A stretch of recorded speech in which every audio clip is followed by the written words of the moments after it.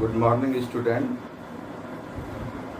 आज हम लोग जो टॉपिक डिस्कस करेंगे वह colour code of carbon resistance. Carbon resistance porcelain का बना हुआ छोटा सा रेजिस्टेंस होता है, उसके ऊपर कलर्स के बैंड होते हैं। That bands of colour indicates the value of resistance. Okay, like this there are 4 bands of colors, जिसमें 3 bands हैं, is one end of the carbon resistance and one band is in the another end of the carbon resistance. The color code of carbon resistance indicates the resistance of this resistor. Each color indicates the certain numeric value. For example, here black color is for 0, brown is for 1, red for 2, orange for 3, yellow for 4, green for 5, blue for 6, violet for 7, grey for 8 and white for 9. These 10 colors gives the certain numeric values. Okay? To know the sequence, we learn this statement. B.B. Roy of Great Britain has very good wife. Okay? The capital letter of this sentence represents a certain color, and the sequence of color, this B for black, this B for brown, R for red, O for orange, Y for yellow, G for green, B for blue, V for violet, G for grey and W for white. This is the sequence of color and this is the numeric value of for the color. Now, जब हम 3 bands of colour एक and पर देखते हैं तो first band of colour represent the first significant figure and second band of colour represents the second significant figure and third band represents the decimal multiplier. Decimal multiplier means power of 10 with which the above significant figures must be multiplied. Okay, and here is the last, and at the another end of resistor one band is there, and this is for tolerance. Tolerance means the percentage variation in the value of resistance. Okay, now tolerance, if this band is of golden color, then it indicates tolerance of 5%. If it is of silver color, then it indicates the tolerance 10%. If there is no color, only 3 band is there, then this no color represents the 20% tolerance. यानी 3 colour है, अगर 4th colour नहीं है तो इसका मतलब है कि टॉलरेंस 20% है, यानी वेरिएशन इन द रेजिस्टेंस में be of 20% of its value. अब हम लोग देखेंगे कि कैसे हम लोग डिकोड करते हैं और वैल्यू रेजिस्टेंस का फाइंड करते हैं और unit of the resistance is ohm और उसको हम लोग ओम में देते हैं. फॉर एग्जाम्पल आप देख रहे हैं ये कलर है, फर्स्ट सिग्निफिकेंट फिगर। फिर इसको हम लोग किसी कलर से इंडिकेट करते हैं, तो उसको हम लोग डिकोड कैसे करेंगे? How can we find the value of resistance? If this colour is yellow, this color is red, okay, and the third one is orange, and the last band, fourth, is golden color. Then how will we find the value of this resistance? Okay, from the colors. First color is yellow. Therefore, for yellow, code is 4. Okay, we write 4. Our resistance is equal to 4. And second bands of color. Second band is of red color. Red color means its value is 2, then 42. ठीक है? First color represent the first significant figure. First color is yellow, and yellow indicates the numeric value 4.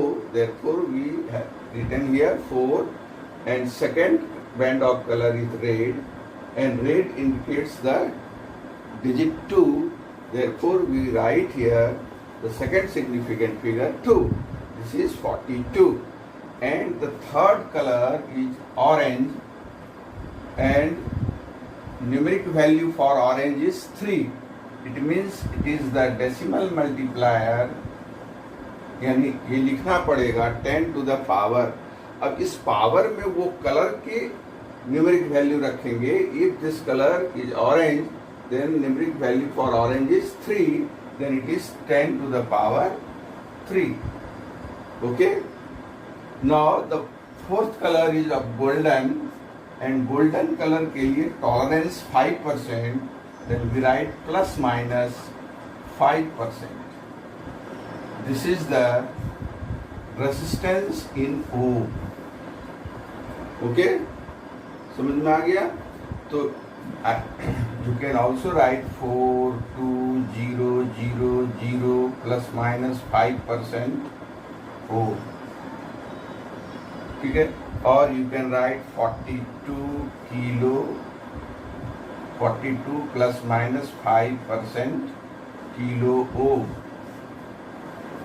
ठीक है? इसको आप इस तरह जैसा चाहें इस तरह से लिख सकते हैं. तो समझ में आया कि कैसे अगर कार्बन रेसिस्टेंस पर बैंड्स ऑफ कलर हैं तो उस कलर को डिकोड करना है और वैल्यू ऑफ रेसिस्टेंस निकालना है. फर्स्ट कलर के लिए न्यूमेरिक वैल्यू, सेकेंड कलर के लिए न्यूमेरिक वैल्यू, फिर into 10 to the power third colour, numeric value of third colour, and plus minus tolerance, that is gold. For golden color it is 5%, for silver color it is 10%, if there is no color then it is 20%. Okay? इस तरह से हम लोग ये resistance का value find कर लेते हैं. ठीक है?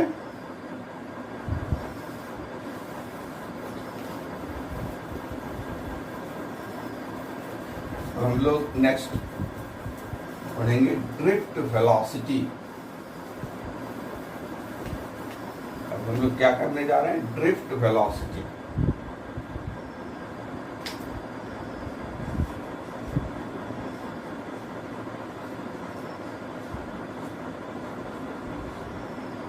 Drift velocity. अगर कोई कंडक्टर को हम सेल से कनेक्ट करते हैं तो free electrons present in the conductor moves towards the positive terminal of battery with a certain velocity. ठीक है? During the movement of electron, the velocity will not remain constant because it will collide with the other particles present in the conductor or ions present in the conductor. Then what is drift velocity? It is the average velocity. It is the average velocity with which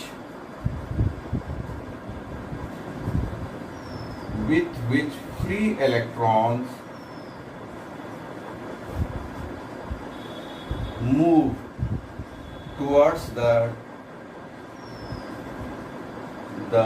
positive end of cell या battery. ठीक है. अगर हम किसी conductor को cell से जोड़ते हैं तो फ्री इलेक्ट्रॉन्स पॉजिटिव टर्मिनल की ओर मूव करता है और current positive to negative flow होता है. तो करंट का मूवमेंट अगर हो रहा है तो it has certain velocity. That average velocity of the electron when it is moving in the conductor is called drift velocity. ठीक है. अब है next term is relaxation time.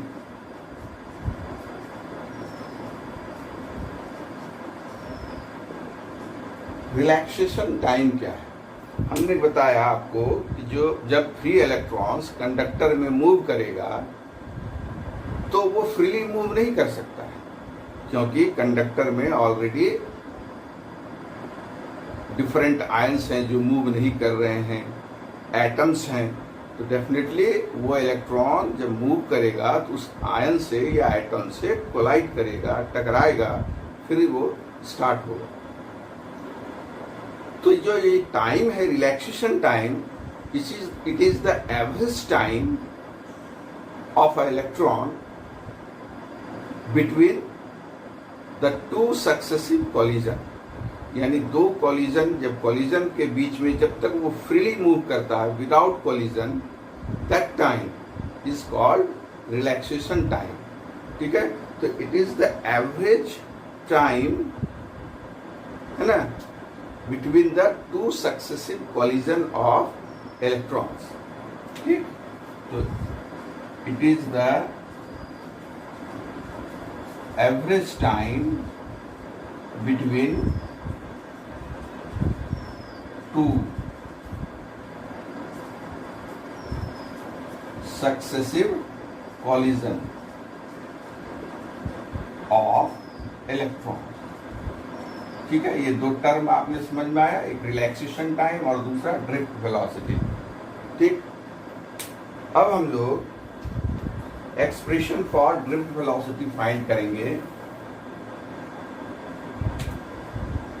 अगर किसी कंडक्टर को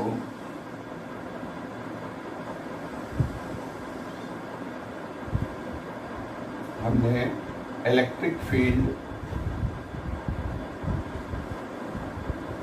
सेल लगाया और इलेक्ट्रिक फील्ड प्रोड्यूस किया.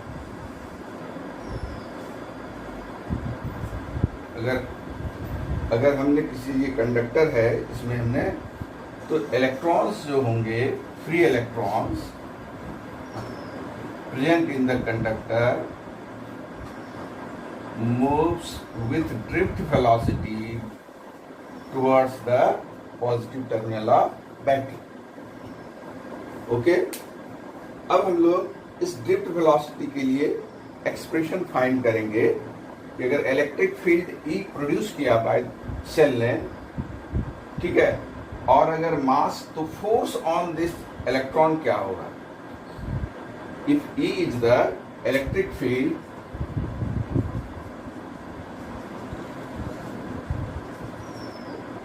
m is equal to mass of electron, E is equal to charge on electron.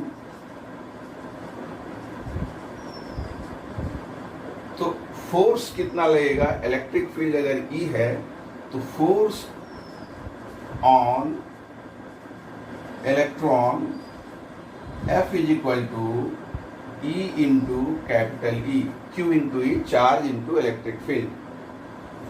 अगर किसी इलेक्ट्रॉन पर एक्सटर्नल इलेक्ट्रिक फील्ड फोर्स लगा रहा है, तो अगर इलेक्ट्रॉन पर फोर्स लगा रहा है तो इलेक्ट्रॉन मोशन उसका एक्सेलरेटेड मोशन होगा, क्योंकि force is equal to mass into acceleration. तो अगर फोर्स है किसी ऑब्जेक्ट पर, किसी इलेक्ट्रॉन पर अगर यहाँ लग रहा है तो वो एक्सेलरेट होगा। Then what will be the acceleration? तो F is equal to ma, the acceleration A is equal to F upon m and F is equal to E into E upon m. This is the acceleration produced in the electron, free electron, which are moving. Now, initially, the electron is at rest before applying the electric field. Then U is equal to 0. Velocity acquired is equal to drift velocity. Acceleration is E upon m. So from the formula V is equal to, and time is equal to the relaxation time, it is represented by tau. Then V is equal to U plus AT. From this formula, drift velocity Vd is equal to U is 0, acceleration is E upon m, and relaxation time is tau. Therefore Vd is equal to, drift velocity is equal to E upon m into tau. If potential difference applied by the cell is V and length of the conductor is L, then E is equal to V upon L, or you can also write drift velocity is equal to EV upon m into L into tau. This is also the expression for drift velocity in terms of potential difference. Okay, समझ में आया? Drift velocity किस तरह से हम लोग निकालते हैं कि इलेक्ट्रिक फील्ड हमने प्रोड्यूस किया by applying cell, by connecting it with cell और potential difference V।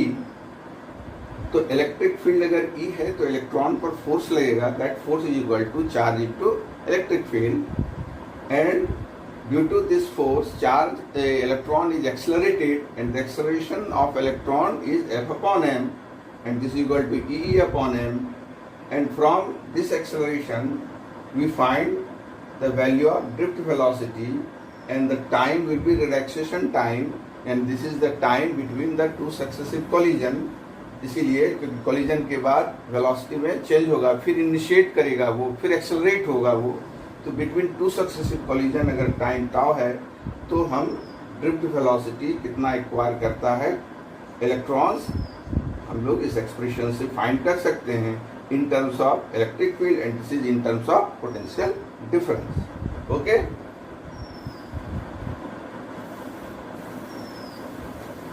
now the relation between current and drift velocity. Relation between current and drift velocity.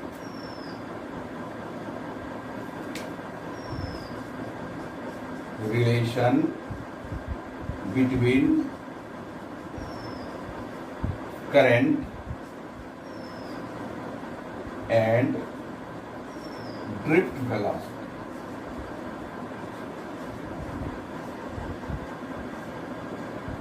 ठीक है, तो ये कंडक्टर है, suppose this is a conductor of length L and cross section area A connected with a cell of potential difference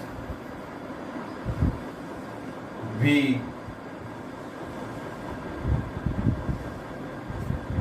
here is free electrons which are moving towards the positive plate of the cell, and this length L is the length of the conductor, and this is the cross section area, capital A. This is also capital A. This is the cross section area of the, and V is the potential difference. ठीक है, तो A is equal to cross section area, ठीक है, L is equal to length of conductor. तो volume V is equal to A into L. This is called volume of conductor. ठीक है, N is equal to number density. What is number density? It is the number of electrons, number of free electrons present in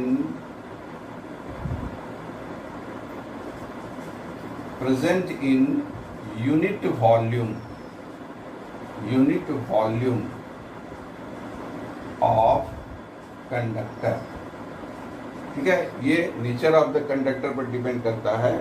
जो जितना ज़्यादा अच्छा conductor होगा उसमें number density ज़्यादा होगी. जो इंसुलेटर है उसमें उसका फ्री इलेक्ट्रॉन्स उसमें होते नहीं है, उसकी नंबर डेंसिटी 0. ठीक है, तो number density is the number of electrons present in unit volume. तो हमारे इस कंडक्टर में कितने इलेक्ट्रॉन्स हैं?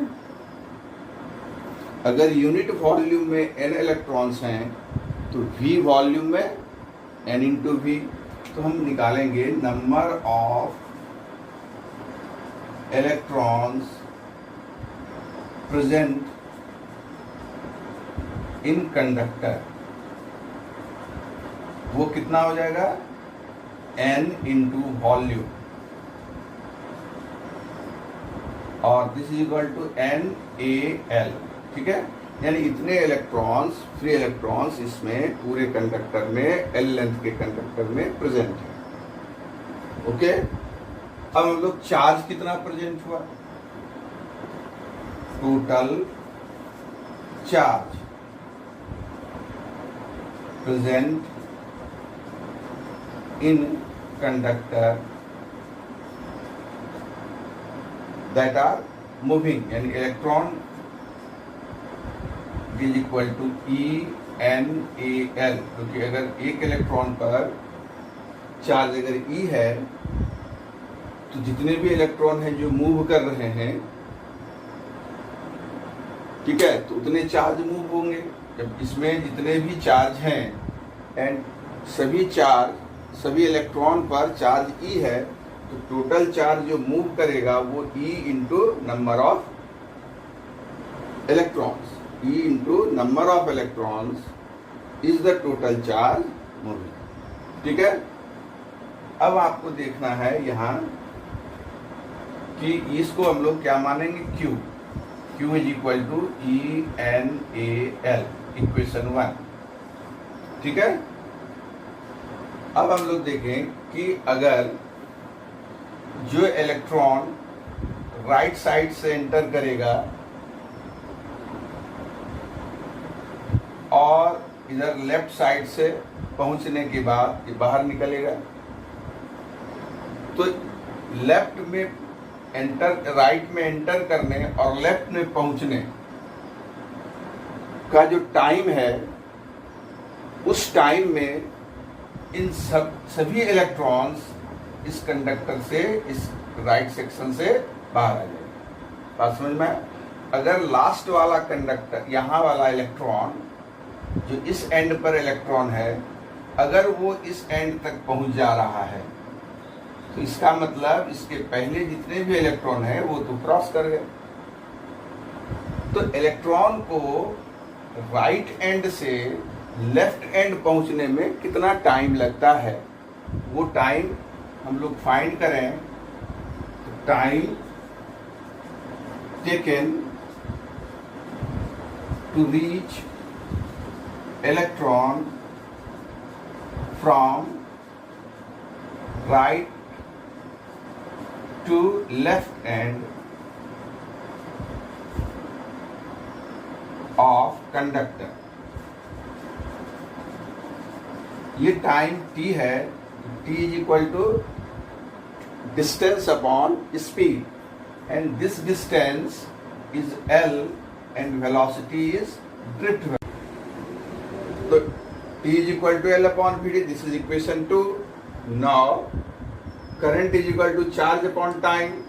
From equation 1, current Q, charge Q is equal to ENAL, and time is equal to L upon Vd, and current is equal to NAEVD. This is the relation between current and drift velocity. Yani current is directly proportional to the drift velocity, and current is also directly proportional to the number density. Okay? अब हम लोग देखेंगे कि deduction of Ohm's law with the concept of drift velocity. Ohm's law आपको पता है, V is equal to IR, और V upon I is constant. Deduction of Ohm's law. Deduction of Ohm's law with the concept of drift velocity.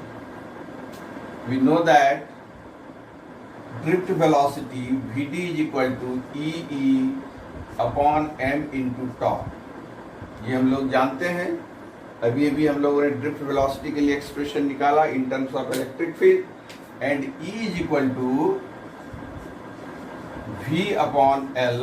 V is the potential difference and L is the length of conductor. So Vd is equal to this much. This is equation 1. Now current I, अभी भी हम लोगों ने expression derive किया. Current I is equal to NAEVD,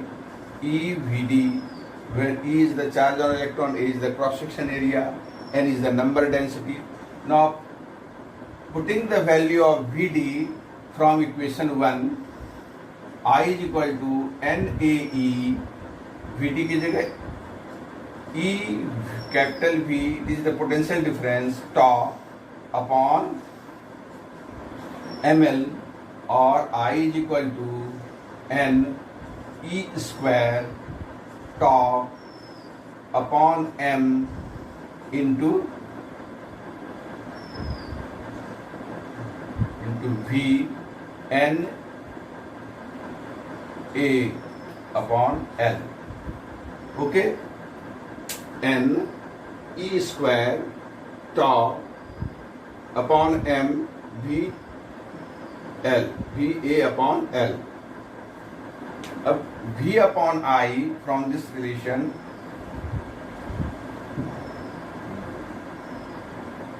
V upon I, this is equal to m upon N E square tau into L by A.